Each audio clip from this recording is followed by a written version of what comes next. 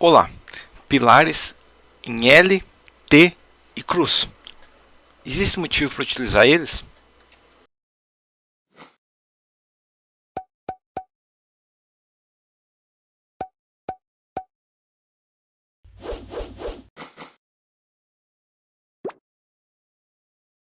Em obras prediais, é quase que padrão a utilização só de pilares retangulares, exceto nos núcleos rígidos. Existe um motivo muito bom para isso, que é o quê? Que em obras prediais, principalmente obras prediais altas, as cargas de vento são muito consideráveis nos dois eixos e, consequentemente, nós precisamos de pilares robustos. E, nesse caso, é muito melhor ter um pilar retangular e bem comprido ao invés de pilares quadrados. Além disso, em obras desse tipo, como os pilares têm uma espessura já mínima para uma espessura considerável, pelo menos aí pilares vão ter em prédios altos, né, 20 centímetros de espessura, talvez 25, ok? Então eles vão ter uma largura considerável, onde os efeitos locais de flambagem não são críticos. Porém, o que eu falei aqui só vale para obras prediais que estão falando de mais de 8 andares ou prédios muito esbeltos, ok? Se eu tenho um prédio de 4 andares, se eu tenho um sobrado, uma coisa assim, não se aplica isso aí, ok? Então, a gente entra numa questão que, em obras prediais, obras de baixo porte, onde as principais cargas não são de vento e onde os pilares tendem a ser, são exigidos que seja esbelto, não entra nas mesmas regras. Então, consequentemente, não tende a ser tão eficiente assim um pilar retangular. Claro, ele é mais fácil de executar. Então, se a carga for muito pequena, compensa fazer ainda assim o pilar retangular.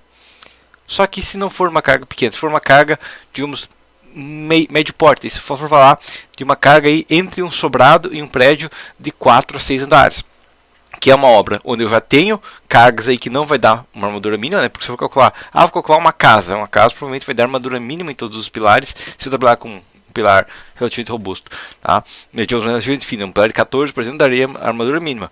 Agora, quando a gente passa acima de um sobrado, ou até um sobrado meio vamos consideráveis, mas acima de um sobrado, um prédio de 3, 4, até 6 andares, vai acontecer o quê? Que os pilares, se forem esbeltos, vão dar uma taxa de aço muito pesada, ok? E nesse caso, com o pilar esbelto, se a gente deixasse ele um pouco mais espesso, seria muito eficiente. Por quê? Porque a gente entra na regra do raio de geração, ou a regra que eu costumo chamar da regra da régua, né? Que é o quê? Imagina uma régua, ok? A gente pega uma régua e aperta ela, vai acontecer o quê? Que ela naturalmente vai flambar, ok? Agora, se a gente pegasse uma caneta e tentasse apertar, ela não faria isso. Por quê? Bom, porque a régua ela é retangular e, geralmente, a maioria das réguas são retangulares e de seção pequena.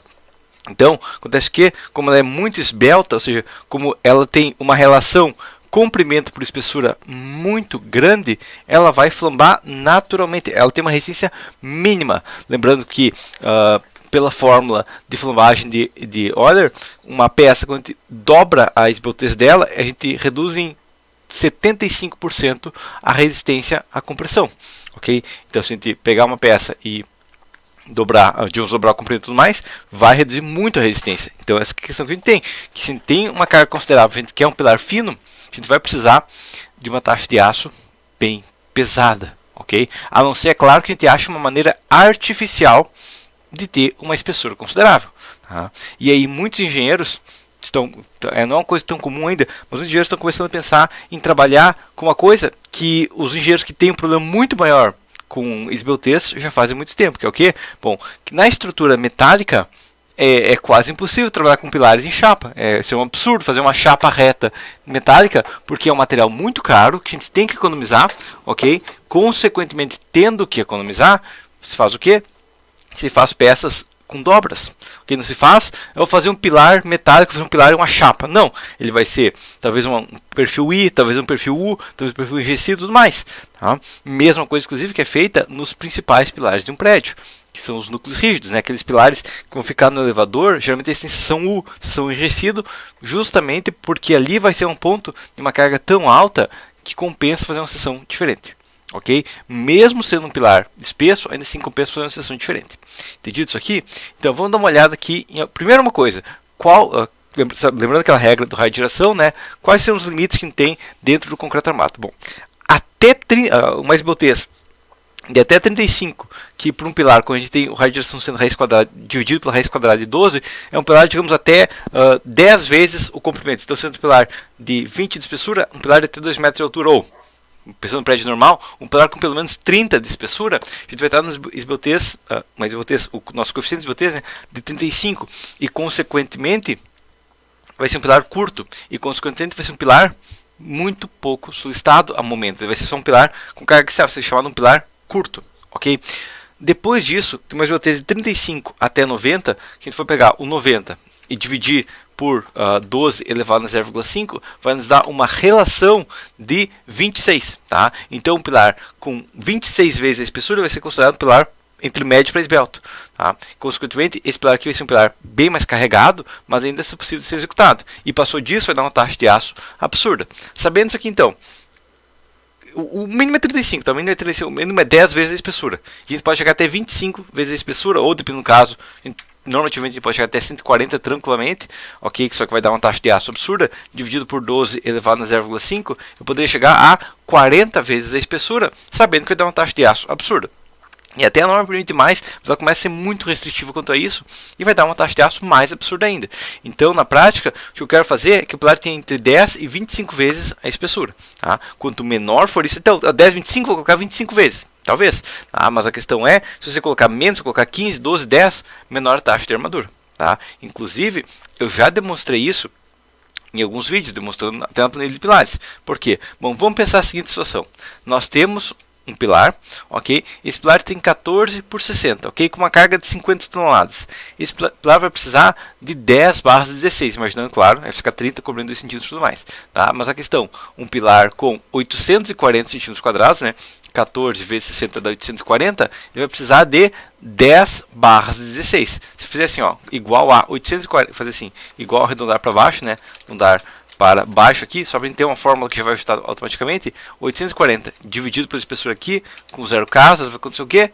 14 por 60. Usando barras de 16, vai precisar de 10 barras. 15 por 56, vai para 8 barras. Então, eu mudei de 14 para 15, já reduziu 2 barras. Se fosse pilar de 16, reduziria mais 2 barras. Se fosse pilar de 17, mais 2 barras. Eu poderia colocar até uma barra menor, uma de 12,5, por exemplo. Colocar esse pilar de 18. Novamente vai para 4 barras, poderia colocar até uma barra de 10. Na verdade, que a gente vai entrar aqui a questão que dê a taxa de aço mínima, né? Se eu colocar um pilar de 19, vai permanecer a taxa de aço mínima. E se colocar esse pilar de 20, e permanecer também a taxa de aço mínima, mas eu poderia reduzir o pilar, até poderia fazer um pilar de 35, 20 por 35, 20 por 30, 20 por 35 ainda dá uma taxa, 20, eu pensar 20, vou pegar o mínimo aqui, 20 por 37 seria o máximo que a gente consegue com 4 barras de 10. Tá? Então, eu posso fazer um pilar de 14 por 60 entupido de aço, ou um pilar de 20 por 40 com muito menos aço, ok? E os dois vão resistir a mesma coisa.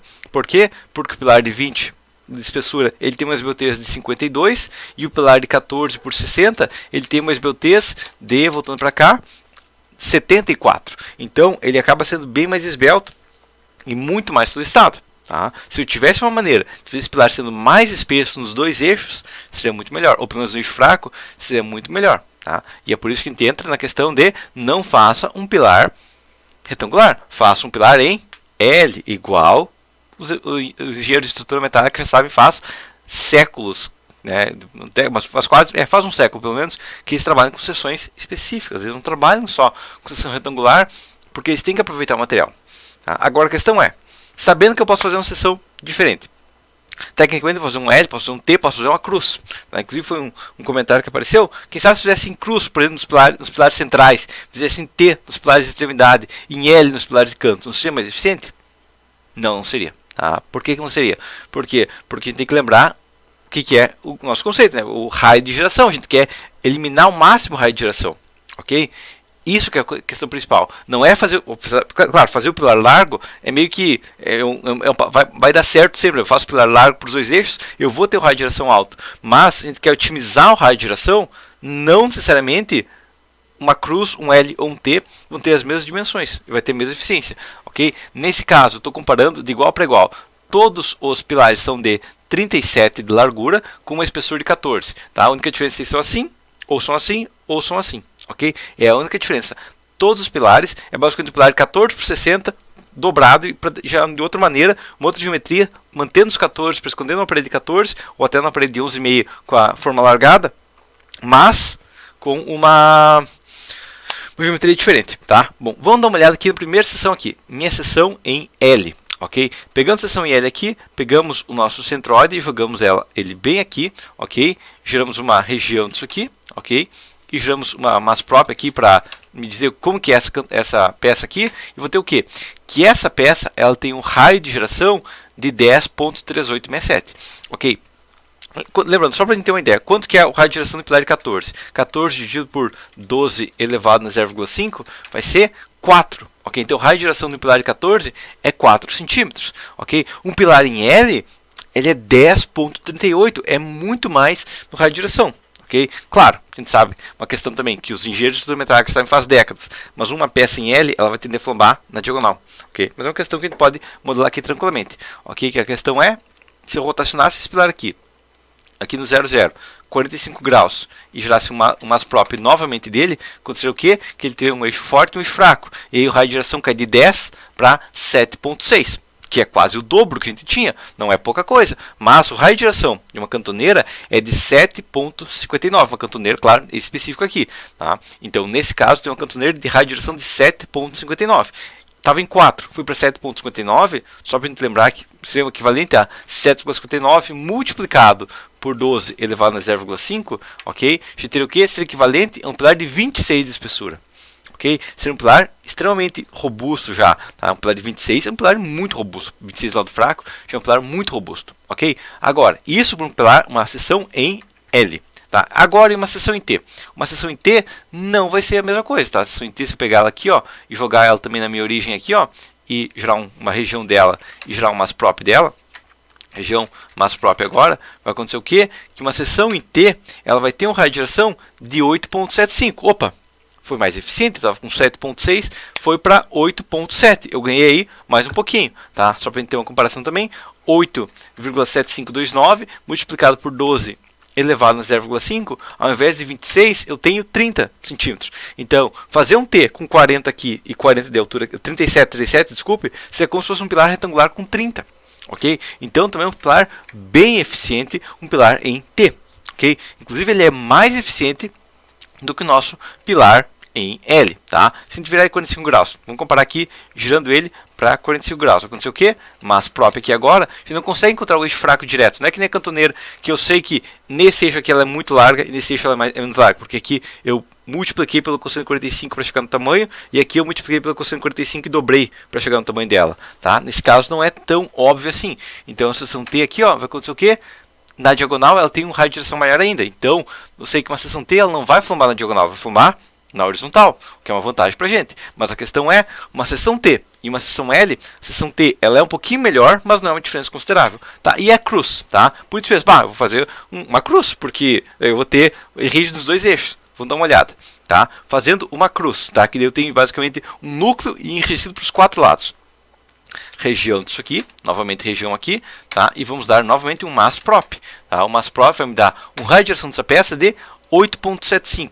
Quanto que tinha no cálculo? Então 875 não vai ser a mesma coisa que eu tinha no cálculo da seção T? Sim, só que eu vou ter 8.75 nos dois eixos, ok? Então acontece o quê? Que a seção em cruz não é mais eficiente que um T. Ela é no máximo da mesma eficiência que um T.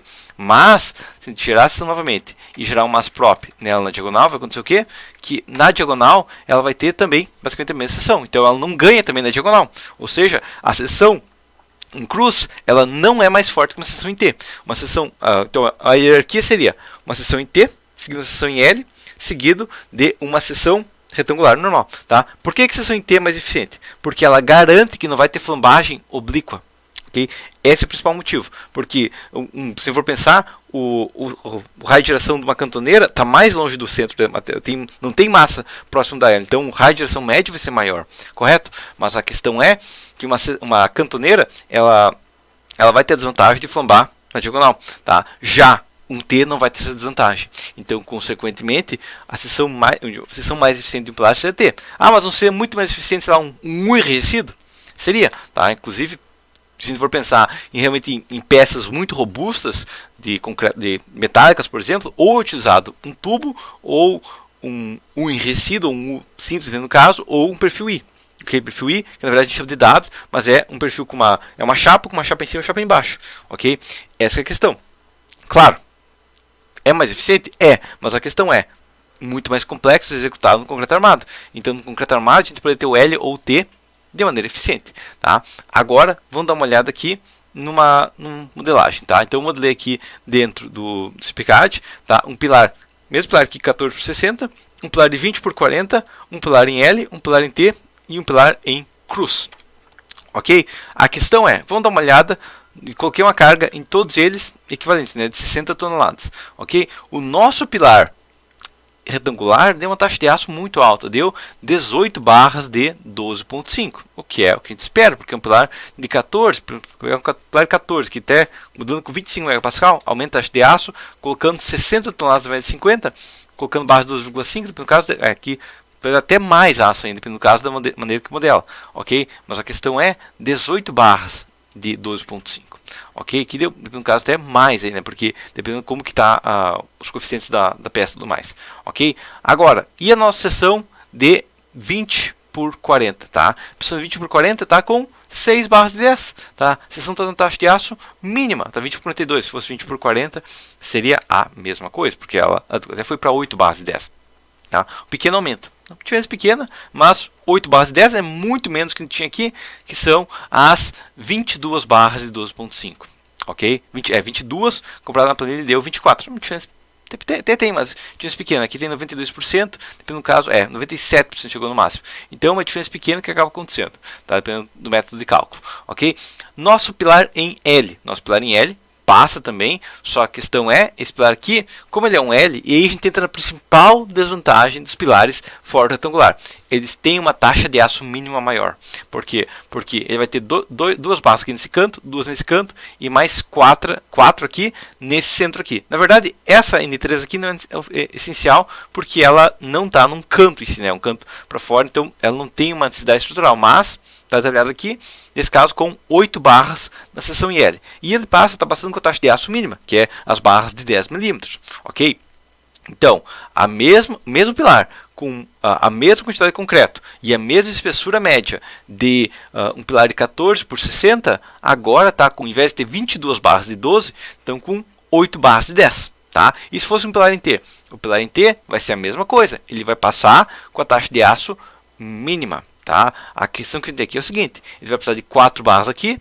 Tecnicamente, essas duas barras não são essenciais, mas estão detalhadas. E eu coloco 2 barras aqui, então 10 barras, geralmente. Tá? Então, no caso, poderia modular e ver se passava com 8. Mas a questão é, nesse caso, detalhado com 10 barras. É uma desvantagem do T, que ele vai provavelmente muitas vezes ter pelo menos 8 barras, tá? E geralmente 10. Tá? Já o L eu consigo fazer até com 7.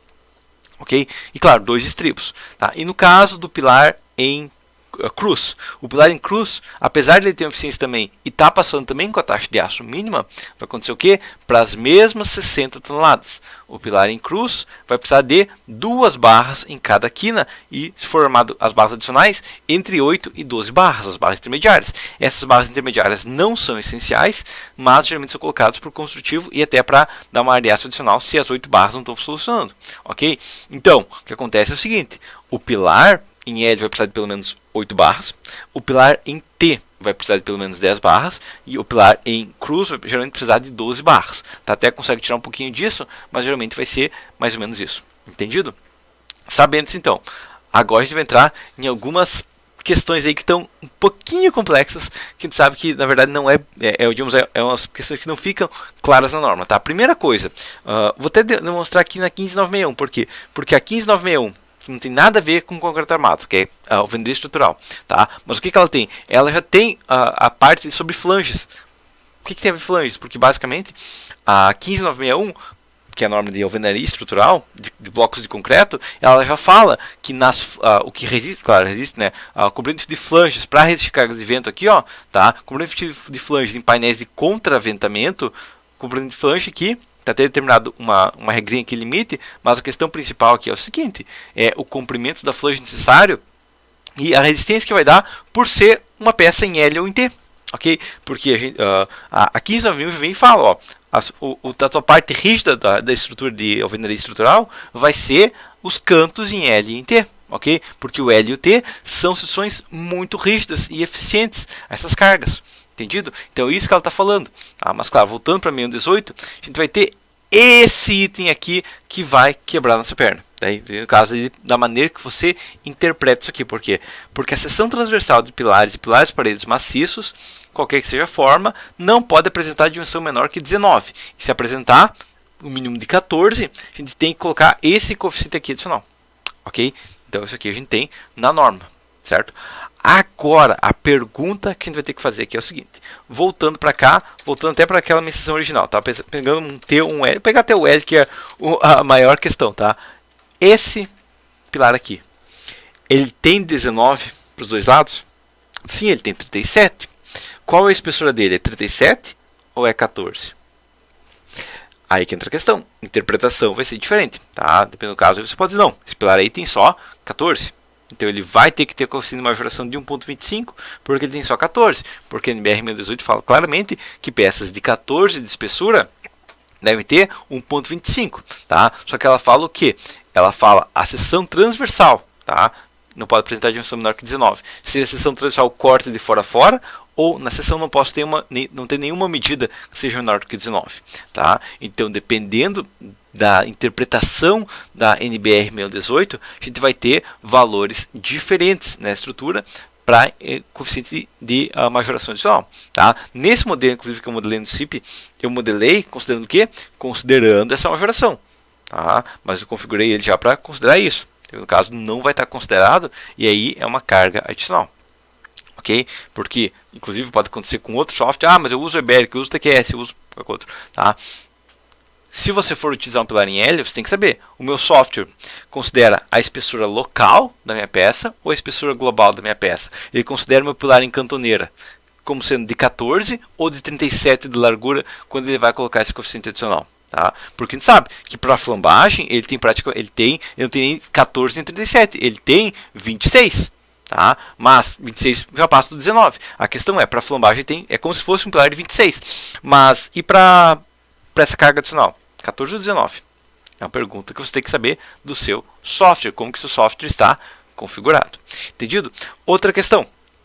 E aqui é uma questão que eu já falei naquele meu vídeo de erros de configuração, mas a questão é, quando o seu software analisa a estrutura, tá? Vamos pensar novamente na nossa cantoneira, tá? A gente viu, tá? Inclusive, você vai pegar uma tabela de cantoneiros e tudo mais da Gerdau, ela vai estar falando de um raio de geração no eixo X, um raio de geração no eixo Y e um raio de geração mínimo, ok? Isso, qualquer tabela de cantoneiro vai utilizar. A pergunta é, o seu software considera a flambagem no eixo X, considera a flambagem no eixo Y e considera a flambagem na diagonal? Porque a maioria dos softwares vem configurados para calcular só em X, só em Y. Tá? Inclusive eu falo isso no meu vídeo de erros de configuração. Então, eu vou usar a cantoneira. Você pode estar usando a cantoneira, mas se seu software não estiver modelado para isso, não estiver projetado para isso da maneira correta, ele pode estar subdimensionando ou superdimensionando a sua estrutura, dependendo do coeficiente que ele está aplicando e do método que ele calcula. Okay? Então, isso são duas questões. Sabendo isso aqui, então, em relação a pilares em L e em T, eu recomendo ser utilizado? Sim, eu recomendo. Quando que eu recomendo eles serem utilizados? Quando os pilares devem ser esbeltos, quando os pilares devem encaixar na estrutura, ok?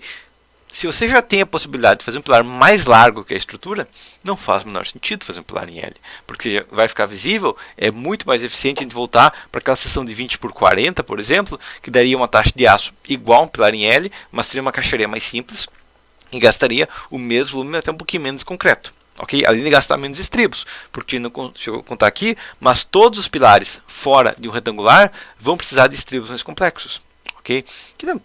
Um estribo a mais não é uma diferença considerável, porque o estribo vai ser 10-15% do volume do peso total, mas agora ele vai subir para 25% do peso total, dependendo do caso.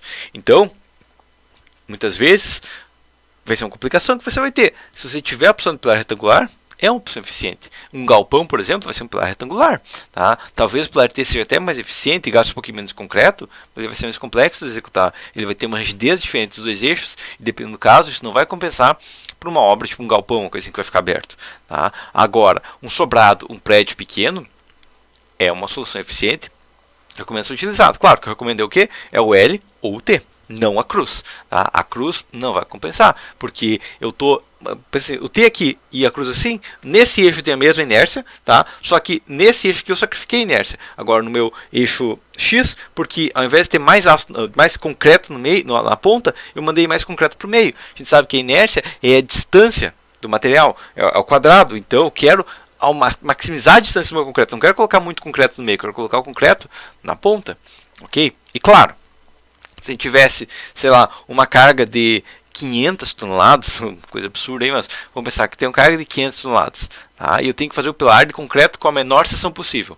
Qual a seção mais econômica? Aí sim a gente entra na questão que vai ser a seção que na estrutura metálica já é usada quando é preciso a maior resistência possível, que é o que? É um tubo, ok? E a gente vê pilares em tubo em pontos, por exemplo, em pontes com pilares muito robustos. Muitas vezes você vai ver uma ponte, você vê aquele pilar, sei lá, de 2 metros de diâmetro, na verdade é um pilar de 2 metros de diâmetro, mas tem um outro buraco nele, sei lá, de 1,5 metro de diâmetro por dentro. Na verdade tem uma espessura de parede menor, tá? Ele só é considerado, você vê aquele pilar robusto, mas na verdade ele é um tubo, ele não é um maciço de concreto, ele é um tubo de concreto. Okay? Porque o tubo ele vai ter muito material longe do eixo dele. E a gente sabe que a inércia é a distância ao quadrado do material. Então eu quero colocar o máximo de material longe possível. Correto? Claro, daí tem a questão que para os prédios, beleza, eu faço um pilar retangular grandão, em um dos eixos tem uma inércia tão alta que vai colocar uma distância considerável para ajudar no contraventamento e ajudar no travamento da laje. Okay? Mas no nosso caso, se for pensar em obras menores, obra até 6 andares, ou até sabe, 8 andares, 10 andares aí, que você ainda quer colocar um pilar escondido na parede, é possível se você usar um pilar em L, usar um pilar em T, ou algo assim. Tá? Claro, quanto maior a obra, maior vai ter que ser o pilar. E claro também, a gente tem aquela questão normativa da flambagem local da nossa peça. Por que eu estou falando flambagem local? Tá, agora vamos pensar a seguinte situação. Vamos pensar essa cantoneira aqui. Essa cantoneira aqui é um caso que não é uma situação que realmente acontece nessa cantoneira. Por quê? Porque ela é espessa e ela é curta, ok? Então a flambagem dessa cantoneira aqui vai ser quando a cantoneira inteira flambar. Ok? Porque ela tem uma parede grossa, tá? Ela tem uma parede de 1/4 polegada e ela tem só 5 centímetros, 2 polegadas de comprimento. Então não é o caso. Agora, e se eu tivesse uma cantoneira muito fina, mas muito longa? Eu não poderia ter uma flambagem local dessa cantoneira? Ou seja, eu poderia ter a minha parede da cantoneira flambando para o lado. Pode acontecer. Inclusive, a nossa norma, a 1018, tem esses coeficientes aqui, ó, de flambagem local, ok? Então aqui, ó, dispensa análises locais, né? Efeitos localizados de segunda ordem, quando a estrutura aqui, ó, vai ter um travamento local e dependendo de certos UTs, tem até as fórmulas aqui, mas basicamente, se você fizer um pilar, vamos fazer um pilar parede, só que ao invés de fazer um pilar, digamos, um pilar em T, ao invés de pegar esse pilar em L, tá? Eu tenho um pilar muito robusto, que é um pilar aí que vai aguentar, sei lá, umas 200 toneladas. E você faz ele, sei lá, mais 40 para cá e mais 40 para cá. Então, um pilar de 77 de largura. Vai acontecer o quê? Que daí esse pilar aqui, ó, já começa a ter risco dessa peça flambar local. Ou seja, essa parte aqui dela dobrar. Ok? E se você fizer ele mais robusto ainda, claro, aqui na verdade, só de chegar aqui, a gente já entrou naquela questão. Que um pilar tem que ter no máximo 5 vezes a espessura. Mas ele tem a mesma espessura para os dois lados, ok? Mas a parede vai ter quase 5 vezes a espessura. Então, esse pilar já começa a entrar a questão que essa ponta aqui pode flambar local para o lado. Aqui o meio pode ficar rígido, mas essa ponta aqui pode flambar local. E outra questão, se você for utilizar esse tipo de pilar, se o software está configurado para considerar também essa flambagem local que a NBR 1018 exige, aí vai depender da questão, vai depender do seu software, dependendo das suas configurações. Mas essa é a questão principal. Geralmente, se eu for pensar em uma obra até, inclusive que eu modelei para uma carga de 60 toneladas, o pilar em L passou com a taxa de aço mínima. Ou seja, se eu pegar uma carga de 60 toneladas, é uma carga aí normal para um prédio de 4 a 6 andares, que sabe até um prédio um pouquinho maior. Mas a questão é, se começar a aparecer cargas muito maiores, prédio de 8, 10, 12 andares, vai começar a acontecer esses efeitos locais. Ou Pior ainda, se a gente voltar para aquela questão lá da 13.2, né, o item 13.2 sobre a esbeltez mínima, tá? A gente tem outra questão, que é o que? A espessura mínima é de 14, tá? Então a gente sabe que a espessura mínima é de 14 para os pilares. Se eu fizesse esse pilar com, vamos pensar, isso aqui é o pilar, com 40 aqui e a espessura e a distância das paredes, a largura da parede de 12, ele vai estar aqui dentro ou não? É uma outra questão que a gente tem que analisar, tá? Mas a questão é, tecnicamente ele vai ter uma largura de 40, uma largura, uma seção transversal de 40 nos dois eixos. Ok, a parede pode ter 12, mas ele vai ter 40, tá? Inclusive, uma coisa que eu não muito, mas já aconteceu, já vi projetos assim, onde antes de 2014, um projeto feito acho que em 2012, 2011, onde o pilar tinha 12 de espessura, encaixava numa parede de 9, ok? E ele era em L. Okay? Um pilar em L, com 12 espessuras, menos 45 ou 50 de largura dos dois eixos, ok? Funcionando com uma taxa de aço muito pequena. Okay? Claro, agora com a nova NBR-18 desde 2014, talvez o pilar de 12 não vai entrar, mas dependendo da interpretação dessa norma. Beleza? Mas por enquanto seria isso. Até a próxima. Um adendo. No item 24.6.1 da NBR 618, claro, ela fala de pilares de parede sem aço, ok? Simples, mas a questão é, sem aço a norma já permite espessura de pilares de 10 centímetros, ok? Então, talvez, dependendo da sua interpretação da norma, interpretação de quem vai executar isso aqui também, você pode executar em obras com mais de 6 metros, pilares em L ou em T, com menos de 14 da espessura da parede, ok? Mas eu falo, não é que eu posso falar isso certo, porque a interpretação da norma pode ser diferente dependendo de quem está fazendo ela, ok? Então agora sim, até a próxima.